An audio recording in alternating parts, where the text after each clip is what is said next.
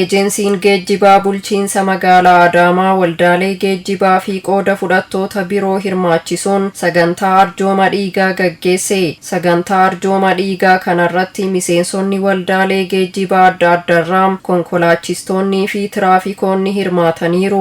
Itti gaafatamaan ejeensii geejjibaa bulchiinsa magaalaa Adaamaa obbo Makuriyaa Shuumii seektarichi tajaajila lammummaatiin dhiiga arjoomuu mana murtii aadaa ijaaruu inshuraansii fayyaa hawaasaa bituu fi manneen qotee bulaa ijaaruun uummata fayyadamaa taasisuu himan. Waajjirri keenya hojii tola ooltummaa baay'ee hojjechaa jira. Mana murtii aadaa ijaarree jirra. Hawaasni amma itti tajaajilamaa jira. Pileegiraawundii ijaarree jirra. Mandara itti ijaarre sanitti daa'imman itti fayyadamaa jiru. Inshuraansii fayyaa hawaasaa binnee jirra.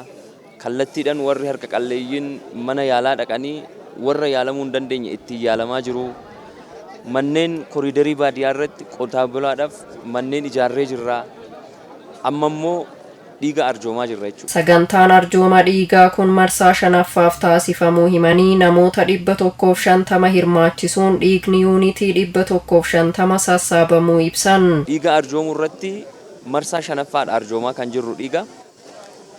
Bara kana keessa yeroo jalqabaaf kan arjoomaa jirru guyyaa irraa yuunitii 150 yookiin namni 150 dhiiga arjoomuu qabna jenneetu irratti hojjechaati kan jirru.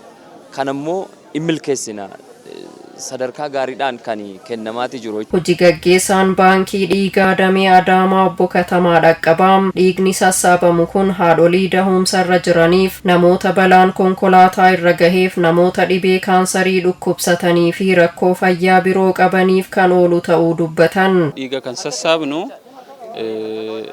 haati deessuun da'umsa irratti dhiigni yoo see barbaachise sababa balaa konkolaataatiin namni balaan irra ga'ee dhiigni yoo isa barbaachise adeemsa baqaqsanii yaaluu hospitaalota keessatti gaggeeffamu keessatti namoota dhiigni isaan barbaachisu dhukkuba kaansarii namoota dhukkubsatan dhiiga isaan barbaachisa namoota kana biraan ga'uuf dhiigni akkanatti socho'amee sassaabamaa jechuudha. Baankichi dhukkubsataan kamuu sababa dhiiga dhabuutiin lubbuun darbuu akka hin qabne sassaabbii dhiigaa irratti xiyyeeffannoon hojjetaa jiraachuu himanii hawaasni arjooma dhiigaa irratti hirmaatee lubbuu baraaruu irratti qooda lammummaa isaa akka bahatu dhaaman.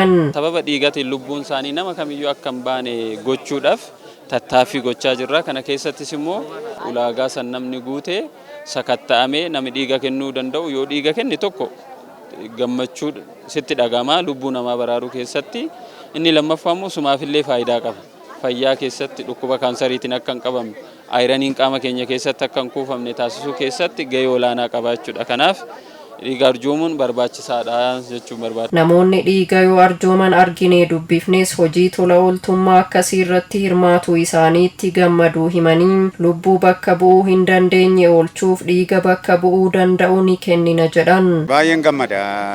Carroomee guyyaa har'aa dhiiga koo warreen dhiiga hin qabneef kennuudhaaf ani fayyaa qabaadhee carraa argadhee dhiiga kana arjoomuudhaaf baay'ee gammadaadha jechuudha. Dhiiga bakka bu'uu danda'u, lubbuu bakka bu'uu hin dandeenye baraaruudhaaf marsaa 7ffaadhaaf dhiiga kan hin arjoome.